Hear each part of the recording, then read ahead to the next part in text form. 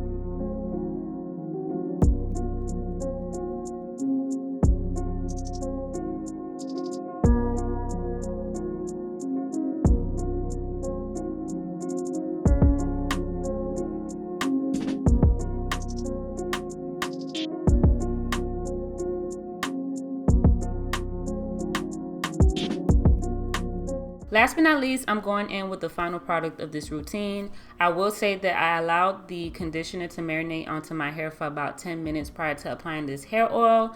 And with each section, I just applied 2 to 3 drops of the hair oil, and that's it because it's very concentrated. So I didn't want to go too heavy with it. If you have color treated hair, I highly recommend that you check out these products. My hair has felt the best that it has in so long, and my hair just feels healthier, it looks healthier. So if you have color treated hair and want to check these products out, I have them linked down below. If you enjoyed today's video, please go ahead and give it a thumbs up. It helps me out in the YouTube algorithm. And if you have not already, be sure that you are subscribed so you don't miss out on any future uploads. And until the next one, bye.